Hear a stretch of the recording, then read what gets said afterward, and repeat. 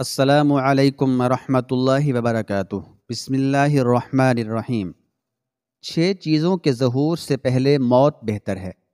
رسول اللہ صلی اللہ علیہ وآلہ وسلم نے ارشاد فرمایا کہ جب تمہارے سامنے 6 چیزیں ظاہر ہونے لگیں تو تمہارے لیے دنیا میں زندہ رہنے سے موت بہتر ہوگی۔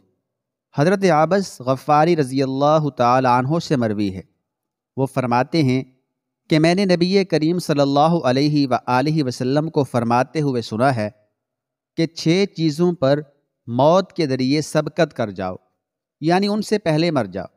نمبر 1، بے وقوفوں اور نااہلوں کی امارت اور سربراہی پر۔ نمبر 2، پولیس کی کثرت پر۔ نمبر 3، فیصلے کی فروختگی پر۔ نمبر 4، خون ریزی کو معمولی سمجھے جانے پر۔ نمبر 5، رشتہ ناتا توڑے جانے پر۔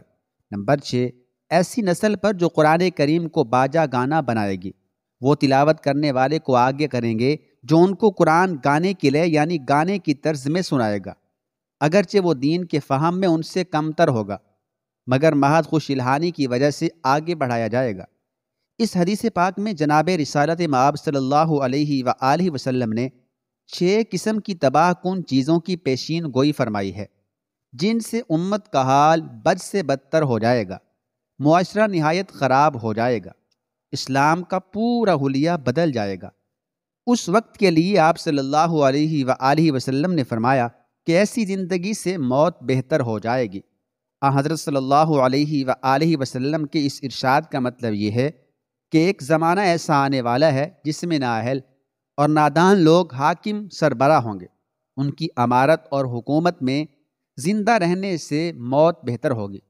ترمذی شریف کی ایک حدیث میں آیا ہے کہ آپ صلی اللہ علیہ وآلہ وسلم نے فرمایا کہ تمہارے حکام اور لیڈر تم میں سب سے گھٹیا اور بدترین ہوں گے، اور بخیل تمہارے مالدار ہوں گے، اور تمہارے معاملات عورتوں کے مشوروں سے طے ہونے لگیں گے، تو تمہارا دنیا میں زندہ رہنے سے مر کر قبروں میں دفن ہو جانا زیادہ بہتر ہوگا۔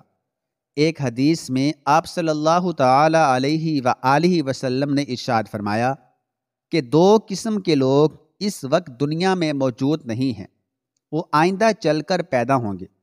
نمبر 1، وہ عورتیں جو لباس پہننے کے باوجود ننگی ہوں گی اور راستے میں نہایت سنور کے بے پردہ چلیں گی۔ ننگے سر ہونے کی وجہ سے چلتے وقت ان کے سر اونٹوں کے کوہان کی طرح ہلتے رہیں گے۔ ایسی عورتوں کو جنت کی خوشبو تک نصیب نہ ہوگی۔ نمبر 2، وہ پولیس جن کے ہاتھوں میں جانوروں کی دم کی طرح ڈنڈے ہوں گے، ان سے غریبوں اور نہتوں کو ماریں گے، ان کو بھی جنت نصیب نہ ہوگی۔ نیز آپ صلی اللہ علیہ وآلہ وسلم نے فرمایا کہ ایک زمانہ ایسا آنے والا ہے جس میں حاکموں اور قاضیوں کے فیصلے فروخت ہوں گے۔ جس کے پاس پیسہ ہوگا وہ رشوت دے کر اپنے حق میں فیصلہ کروا لے گا۔ عدل و انصاف نام کا بھی نہیں رہے گا، بلکہ رشوت کا فیصلہ ہوا کرے گا۔ حاکم و قاضی خود کہے گا کہ ہمارا قلم تو یہ بتا رہا ہے کہ ہم اس کے حق میں فیصلہ لکھیں گے جو موٹا لفافہ پیش کرے گا۔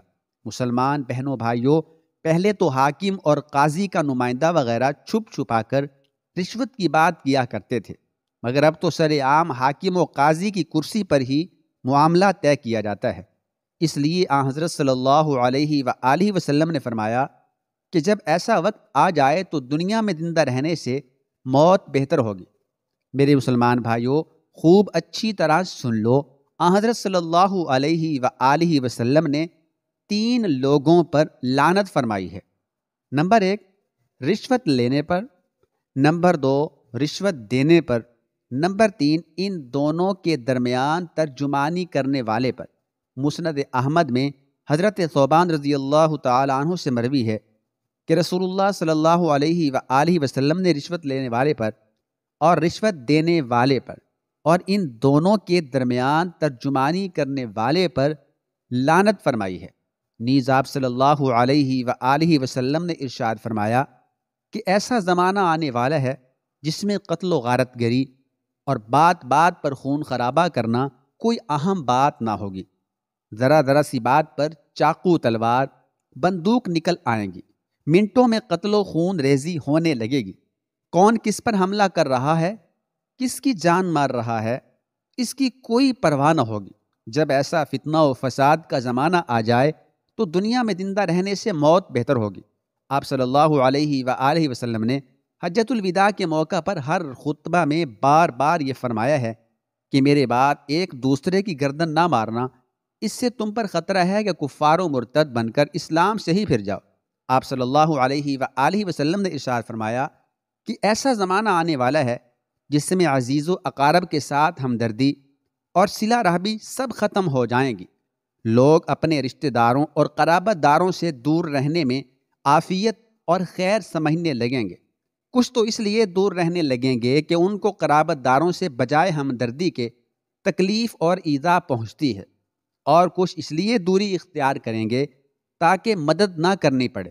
ایک حدیث شریف میں آپ صلی اللہ علیہ وآلہ وسلم نے ارشاد فرمایا کہ 3 قسم کے لوگوں سے اللہ تعالیٰ بہت سخت ناراض ہے۔ نمبر 1، اللہ تعالیٰ کے ساتھ شرک کرنے والے۔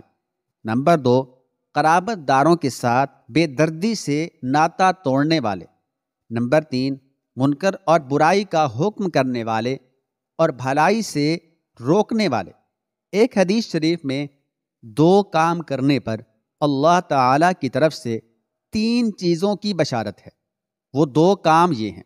نمبر 1، اللہ تعالیٰ کا خوف غالب رہے، یعنی تقوی اختیار کرے۔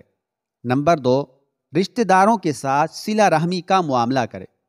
جو یہ 2 کام کرے گا اس کے لیے 3 بشارتیں ہیں۔ نمبر 1، اللہ تعالیٰ اس کی عمر میں برکت دے گا، حیات دراز کرے گا۔